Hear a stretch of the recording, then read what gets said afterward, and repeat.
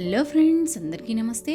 మరి ఈ సమ్మర్లో మనందరం ఎంతో అమితంగా ఇష్టంగా ప్రిపేర్ చేసుకునే ఆవకాయని సింపుల్గా గ్లాస్ కొలతలతో ఎవరైనా సరే, వంట రాని వాళ్ళైనా సరే, మొదటిసారి ప్రిపేర్ చేసుకునే వాళ్ళైనా సరే, అలాగే బ్యాచిలర్స్ ప్రిపేర్ చేసుకునే వాళ్ళకైనా సరే ఈజీగా ఉండేటట్టు చూపిస్తున్నానండి.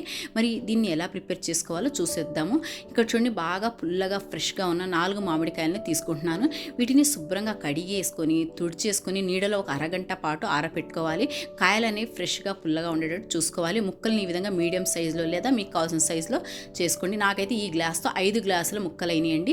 ఈ 5 గ్లాసులకి అర గ్లాసు ఉప్పు, అర గ్లాసు కారము, పావు గ్లాసు కన్నా కొంచెం తక్కువగా మెంతిపిండి, ఒక అర గ్లాసు ఆవపిండి వేసుకొని శుభ్రంగా బాగా కలిసిపోయేటట్టు కలిపేసుకోవాలండి. ముక్కలకి బాగా పట్టేటట్టు కలిపేసుకున్న తర్వాత ఈ ముక్కలలో మీ అభిరుచికి తగినట్టుగా నువ్వుల నూనె లేదా శనగ నూనెను వేసుకోవచ్చు. ఇక్కడైతే నేను నువ్వుల నూనెను వేస్తున్నాను. నువ్వుల నూనె కూడా అన్ని గ్లాస్తోనే మనం మెజర్ చేసుకుంటాం కాబట్టి 3/4 గ్లాసు నువ్వుల నూనెని యాడ్ చేసుకున్నాను. అలాగే ఒక 50 గ్రాముల వెల్లుల్లి రెబ్బల్ని వేసుకొని బాగా కలిపేసుకొని మనం కవర్ చేసుకొని 3 రోజుల పాటు ఇలానే పెట్టుకోవాలండి. ఈ 3 రోజులలో రోజుకొకసారి ఈ ఆవకాయను ఒకసారి కలుపుకోవాలండి. చూస్తున్నారు కదా, ఆయిల్ అనేది చక్కగా ఊరి ఈ విధంగా పైకి వచ్చేస్తుంది. ఈ ఆయిల్తో పాటు రోజులో ఒకసారి మిక్స్ చేసుకోవాలి. 3 రోజుల తర్వాత మీకు ఆవకాయ అనేది పర్ఫెక్ట్గా రెడీ అయిపోతుందండి.